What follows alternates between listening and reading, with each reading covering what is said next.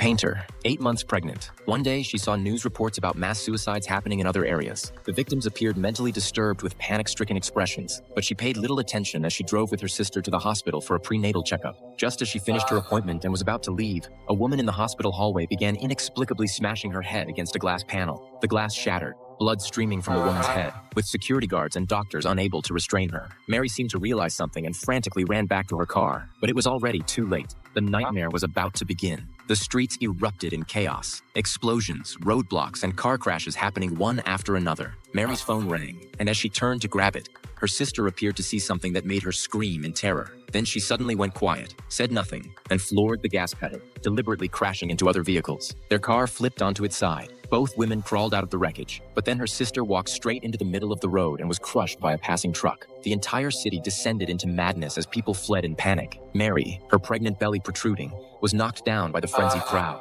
A woman noticed Mary struggling and ran over to help her, but suddenly, as if seeing something, walked away and sat inside a car engulfed in flames. A black man passing by quickly helped Mary up and led her into a nearby house. Inside, a bald man holding a gun glared menacingly at Mary. He was the husband of the woman who had just died trying to save her. The room was filled with people seeking shelter, all frantically discussing what was happening. The black man told them that unknown creatures were outside. Anyone who saw these creatures would go insane and commit suicide. Everyone hurriedly covered all windows and doors. Suddenly, there was a knock. The bald man opposed opening it, but the black man felt they couldn't leave someone to die. Mary instructed everyone to close their eyes while she aimed a gun at the door. When it opened, a pregnant black woman entered. With so many people sheltering in the house, food was scarce. They would all eventually starve to death. The homeowner mentioned having installed surveillance cameras around the property, suggesting they could safely view the outside world through monitors. Everyone disagreed with this risky idea, but the owner insisted that indirect viewing would be safe. Reluctantly, they agreed to try. As a precaution, fearing he might see the creatures and kill himself, they tied him securely to a chair while everyone else retreated downstairs to wait. The monitors came on.